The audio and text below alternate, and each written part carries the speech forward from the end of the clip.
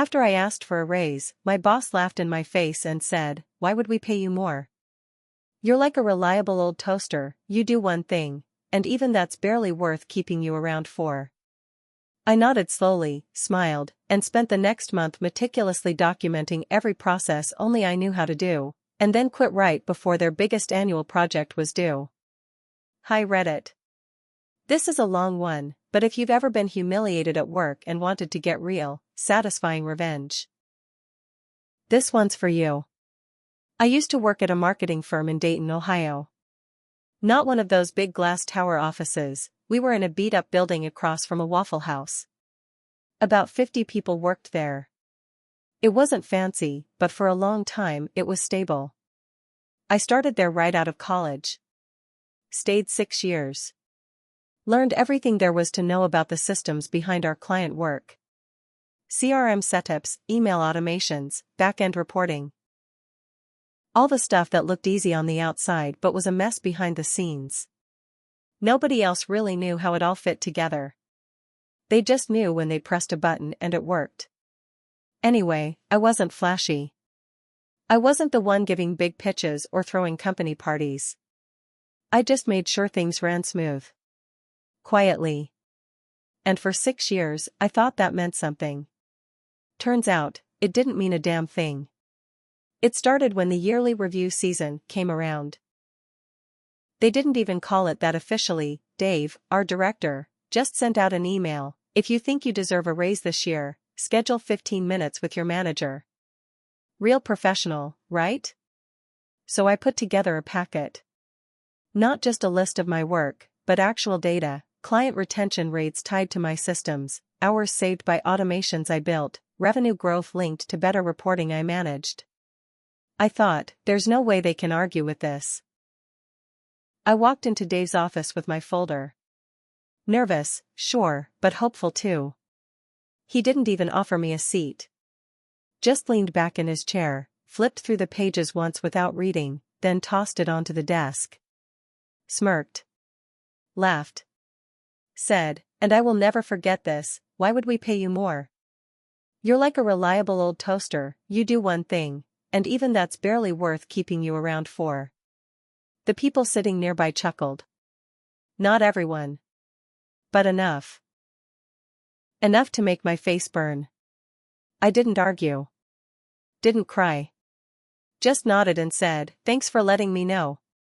And in that moment, I decided I was going to take the whole damn kitchen with me when I left. After that meeting, I went back to my desk. My hands were shaking. I wasn't even mad yet, not really. I was humiliated. It was the kind of embarrassment that makes you feel stupid for ever thinking you mattered. But after about 10 minutes of sitting there, staring at my screen, a cold calm washed over me. I wasn't going to get mad. I was going to get even. First thing I did was stop doing anything extra. You know how at every job there's the real work you're paid for, and then there's the extra crap that keeps everything glued together? I stopped doing the glue work. When clients emailed asking why their reports were late, I forwarded it to Dave. When a coworker asked why their automation wasn't running right, I shrugged and said, "Not sure, might be a system issue." When marketing needed a custom list pulled, I sent back a form to fill out, the form nobody ever used because I usually just handled it fast. People started noticing. Grumbling. Meetings got a little tenser. And all the while, I smiled. Said sure thing a lot. Made myself look just as surprised as everyone else when small problems popped up. Then I started the documentation project. Every single process I had built, every weird workaround, every special login, every secret setting I had learned over 6 years, I wrote it all down. But not in a way that would be useful to them later. I kept it organized for me, not for them. No folder labels. No summaries. No quick how-to sheets. Just raw dumps of screenshots, bullet points, technical terms they wouldn't even recognize. If you didn't already know the systems inside and out, you wouldn't even know where to start. I backed it all up on a personal encrypted drive. Not because I wanted to steal anything, I just wanted proof of what I had built when everything fell apart. And I had a feeling it would fall apart very, very soon. The best part? While I was quietly backing up my kingdom, they gave me more responsibilities. Dave actually praised me in a company-wide email one Friday. Special shout out to OP for handling the CRM transitions for the big client launch. Your hard work keeps us running. I almost laughed when I read it. Dave didn't even realize he was tightening his own noose. Because that big client launch? It was a 7-figure deal with a new tech company moving into our region. And nobody else knew how to set up their CRM integration, tracking codes, reporting dashboards, or email automation funnels. Nobody. They thought I was just the toaster. Turns out, the toaster was wired into the whole damn building. 2 weeks before the launch, I turned in my resignation. 2 weeks. Not a day more. I sent it early Monday morning, straight to HR and CC Dave. No big speech. No emotion. Just a plain, professional email saying my last day would be April 21st. Within an hour, Dave was stomping down the hallway to my desk. Are you serious? Right before the launch? You're gonna screw us like this? I looked him dead in the eye and said, I'm leaving on good terms. I'll finish my tasks until my last day.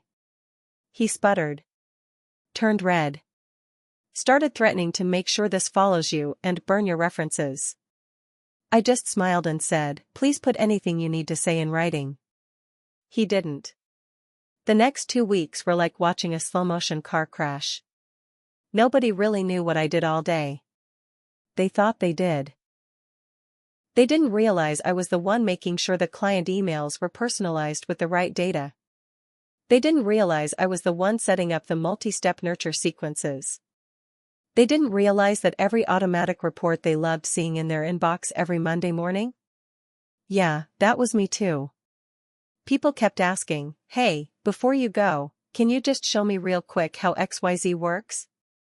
And I would politely say, all the documentation I have is saved on the shared drive. They'd go look. Come back confused. Ask again. I'd shrug. Smile. Go back to wrapping up my final projects.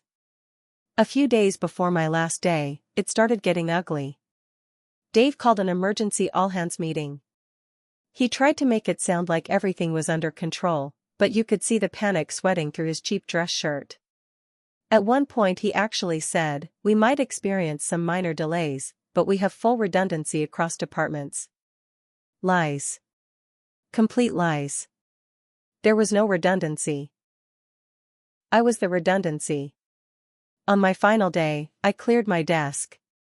Turned in my badge. Handed over my laptop with a clean wipe and signed the exit paperwork. As I walked out of that dingy building for the last time, Dave didn't even look at me. Just sat at his desk, typing furiously, probably trying to piece together how badly he had screwed himself. I got in my car, turned the radio up, and laughed the entire drive home. But trust me, the best part was still coming. The Monday after I left, I slept in. First time in years I didn't wake up with that tight, nervous feeling in my chest. No emails. No Slack messages. No panicked, hey, can you just help real quick? It was beautiful.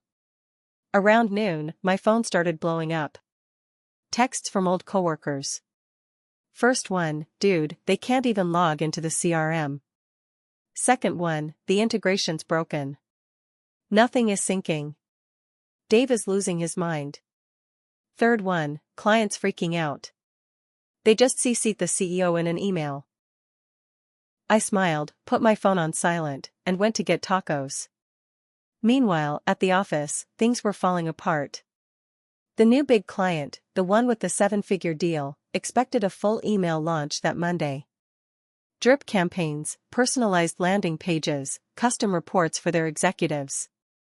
None of it was ready. Because all the pieces were built on processes only I knew. When they tried to log into the CRM, they found out I had been using my own admin account because the company never bought enough licenses. When they tried to trigger the email campaigns, They realized the API keys had expired, and I was the one who always manually refreshed them.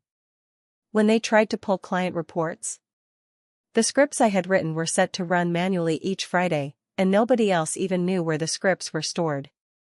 They tried to piece it together. Tried to blame the software, the client, even each other. But it didn't matter. The launch failed.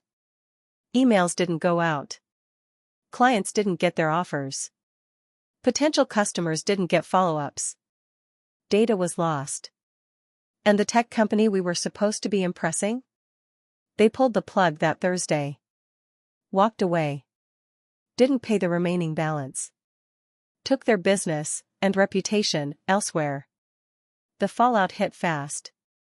The CEO, a guy named Greg who only showed up to company BBQs and Christmas parties, called an emergency meeting. People said you could hear the shouting through the whole floor. Dave got dragged into a conference room with HR and legal. He stayed in there for almost 3 hours. When he came out, he looked like someone had punched him in the gut. Word spread that he wasn't just being demoted, he was being investigated. Turns out, Dave had lied in project reports. He claimed multiple people were trained in critical systems. He said backup documentation existed. He signed off on compliance checklists he never actually read. And now the company had lost over $2 million worth of business because of it. The dominoes kept falling. 2 project managers who had approved fake checklists got fired within a week. The IT guy, who was supposed to manage the CRM licenses, quit before they could fire him. The sales director, whose team lost all those leads, had a full-blown panic attack during a department meeting and had to be escorted out. And Dave? He was stripped of his title. Moved to a tiny shared office with no windows. Given special projects, basically grunt work, until they could legally terminate him without paying severance. He went from barking orders to begging for help in less than a month. Meanwhile, I was thriving. The new company I joined actually valued what I knew. They treated me like a professional. They paid me 35% more than my old salary, plus a signing bonus. And when I explained how I could streamline their systems, they actually listened. Gave me resources.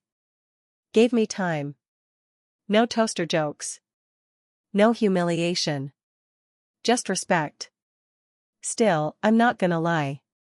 Some mornings, when I'm sipping my coffee and scrolling LinkedIn, I'll check on my old company. I saw recently they're still posting desperate hiring ads.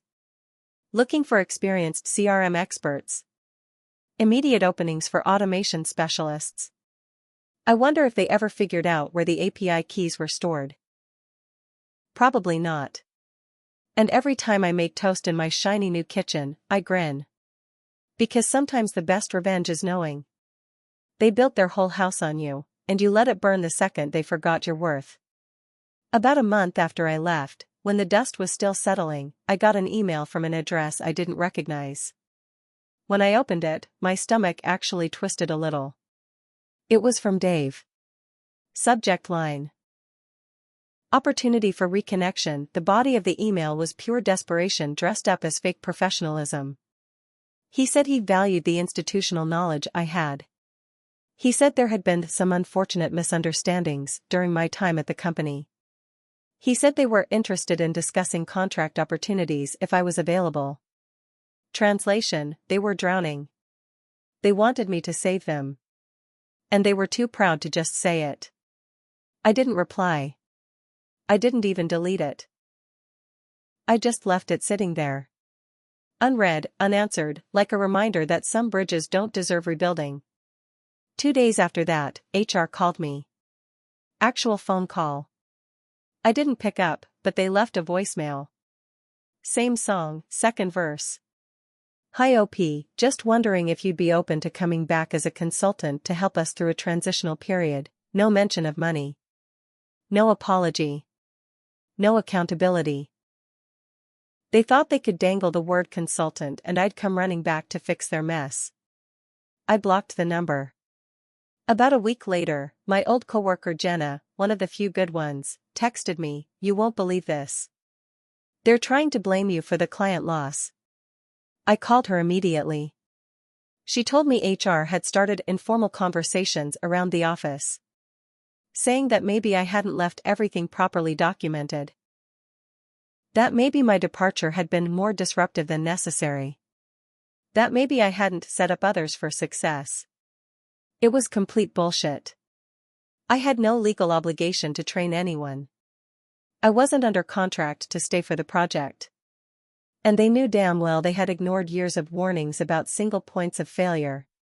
But it didn't matter. They were spinning the narrative to protect themselves.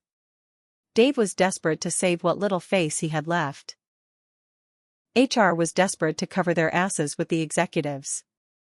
And I knew then, they weren't just failing. They were looking for a scapegoat. They were coming for me. Now, if you've never been in this situation, let me explain something. Companies like that? When they realize they screwed up, they don't apologize. They find someone smaller to blame. Someone who isn't there to defend themselves. And if you let them, they will stain your name just to clean theirs. I wasn't about to let that happen. I spent the next weekend gathering everything. Every email. Every project handoff. Every Slack message. Screenshots of the documentation folders I left behind. The original resignation letter. Proof I had offered to hand off my tasks as requested in the final 2 weeks. I compiled it all into a neat, time-stamped PDF. Then, through a friend who still worked there, I sent it, anonymously, to the CEO's executive assistant. Subject line: in case you need the full story about why your launch failed. No name. No threats. Just a quiet drop of pure, irrefutable facts. 3 days later, Dave was no longer with the company. Official statement: pursuing other opportunities. Translation: they shoved him out the door so fast he didn't even have time to clear his desk. HR? 2 of the senior reps got demoted. A new policy rolled out that month about succession planning and critical knowledge management. They basically rewrote the whole way the company operated, because of me. And nobody dared speak my name again. I never responded to that email from Dave. Never answered that voicemail from HR. Never engaged once. Because the best revenge isn't a big showdown. It's walking away, and letting them destroy themselves with their own arrogance. Just when I thought it was over, they pulled one more dirty move. One more grasp at trying to pull me back into their mess. It started about 6 weeks into my new job. I was finally feeling settled. The new company respected me. My projects were clean, professional, and fully supported. I was starting to breathe again. To trust again. Then one afternoon, my new manager, good guy named Roy, called me into his office. He wasn't smiling. He had that tight, careful look people get when they're about to say something serious. Hey OP. We got a weird reference check today. I frowned. I didn't list any references from my last job. Roy nodded. I know. That's why it's weird. Someone from your old company called us anyway. Left a voicemail. Said they wanted to discuss your previous employment. I felt my stomach drop. Roy slid his phone across the desk. Played the voicemail. It was Dave's voice. Smarmy. Fake polite. Talking about serious concerns about OP's behavior during the critical client transition period, and offering to share additional information if needed. They were trying to poison me. Trying to plant seeds of doubt. Trying to get me fired or blacklisted before I could really get my new career going. I took a breath. Looked Roy dead in the eye. I have documentation of everything. I did nothing wrong. I can prove it if you need it. Roy didn't even hesitate. He leaned back in his chair and said, honestly, we figured it was bullshit. They sounded desperate. You've been killing it here. We trust you. Relief flooded through me so hard I almost sagged in my chair. But anger followed right after. Because it wasn't enough for them to ruin their own house. They wanted to chase me into my new one. Wanted to make sure I couldn't ever breathe easy again. And I wasn't going to let that stand. That night, I sent one final, very carefully worded email. To Dave. To HR. CC'd the CEO's executive assistant. Subject: cease and desist unwarranted reference communications. Body: this is formal notice that any further contact with my current employer, or any future employer, outside of standard background checks authorized by myself, will be considered tortious interference. Please note that I have retained copies of all documentation related to my resignation and work history at company. Any further defamatory communication will be met with legal action. Simple. Professional. Devastating. I didn't threaten. I promised. And because I had the proof to back it up, they knew better than to test me. From that day forward? Silence. Dead, icy silence. No more calls. No more emails. No more behind-the-back games. They crawled back into their crumbling little office, licking their wounds, while I moved forward into a life they couldn't touch anymore. About 2 months after I sent that cease and desist email, I thought things were finally done. No more drama. No more games. I was wrong. One night I got a message on LinkedIn. It was from Jenna, the same coworker who had tipped me off before. She didn't work there anymore either. Apparently after the big collapse, she got out too, jumped ship before it sank all the way. Her message said, "Hey, you deserve to know. I found out Dave wasn't the only one trying to screw you over." I called her right away. What she told me made my blood run cold. Turns out, it wasn't just Dave. It wasn't just HR. Another old friend of mine. Someone I used to eat lunch with, someone who used to gossip with me about how bad management was, had been feeding information to Dave the whole time. Her name was Chloe. She was the one who told them when I started slowing down on my work. She was the one who told them I was documenting processes. She was the one who suggested they try to smear me with the new company. And worse? She had volunteered to help clean up after I left, only to sabotage what little was still working. Deleting files. Moving folders. Confusing timelines. All to make it look like I had left the company in a bigger mess than I really had. Jenna found out because Chloe bragged about it during drinks one night, thinking Jenna was still loyal to the old team. She wasn't. She recorded the conversation on her phone. I sat there holding my phone, listening to Chloe's drunken voice laugh about how OP thought they were so smart, but they forgot the rats work for the kitchen, not the toaster. I hadn't even seen it coming. I hadn't even thought to suspect her. It was like finding out the knife in your back came from someone you handed the sharpener to. I'll be honest, at first, I didn't know what to do. A part of me wanted to just let it go. I was already out. Already winning. Why poke the fire? But another part of me, the part that remembered standing in that office getting laughed at like a damn fool, said no. They started this. They don't get to walk away clean.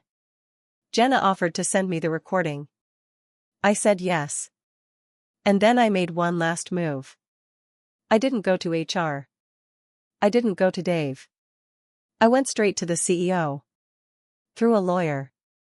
We drafted a letter, included the full transcript of Chloe's recorded confession.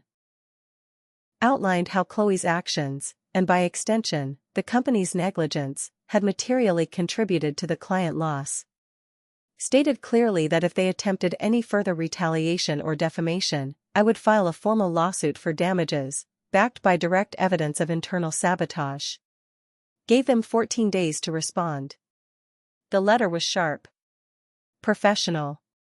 Terrifying if you were sitting in their chair. I never got a reply directly. But Jenna texted me 2 weeks later, "Chloe's gone. Fired immediately. No goodbye party. No explanation. Just gone." And about a month after that, I heard through the grapevine that the company itself wasn't doing so well either. They lost 2 more major clients. Had to shut down half their operations. Rumors started flying about bankruptcy filings. They were collapsing. One piece at a time.